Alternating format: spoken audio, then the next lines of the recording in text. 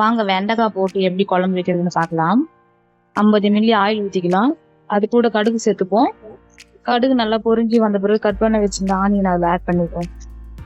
Onion நல்லா எண்ணெயில் மொறுன்னு வர மாதிரி நல்லா கோல்டு கலரில் வதக்கி எடுத்துக்கலாம்.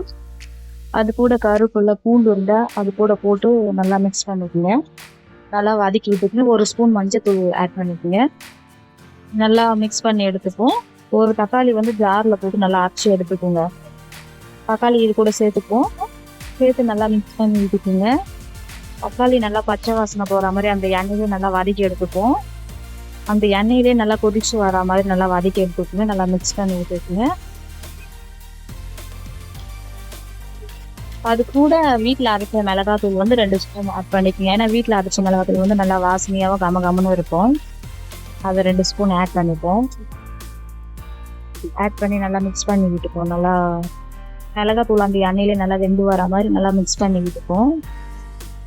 வெண்டைக்காயை தண்ணியை நல்லா அலசிட்டு க்ளீன் பண்ணிட்டு அதை கட் பண்ணி வதக்கி ஒரு பாத்திரத்தில் வச்சுக்கணும் ரெடியாக. வாங்க அந்த வெண்டைக்காயை இதில் கொட்டிப்போம். போட்டு நல்லா மிக்ஸ் பண்ணிப்போம். வெண்டைக்காயை நல்லா மிக்ஸ் பண்ணி விட்டுப்போம். கலந்து விட்டுப்போம். அது கூட தேவையான அளவு தண்ணி சேர்த்துக்கலாம். அது கூட தண்ணி சேர்த்துட்டு நல்லா இந்த மாதிரி கலக்கி விட்டுப்போம்.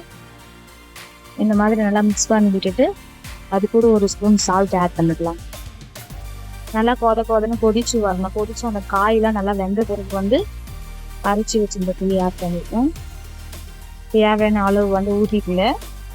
புளி ஊற்றினதுக்கு அப்புறம் இந்த மாதிரி ஒரு 5 மினிட்ஸ் நல்லா கொதிக்க வச்சு சாப்பிட்டு பாருங்க. அவ்வளோ அருமையாக இருக்கும், ருசியாகவும் இருக்கும். வீட்டில் வளர்ந்து வர குழந்தைங்க இது மாதிரி செஞ்சு கொடுங்க. உடம்பு ஆரோக்கியத்துக்கு ரொம்ப ரொம்ப வெண்டைக்காய் ரொம்ப முக்கியமான காய்கறியில் இதுவும் ஒரு காய். அடிக்கடி செஞ்சு சாப்பிட்டு பாருங்க.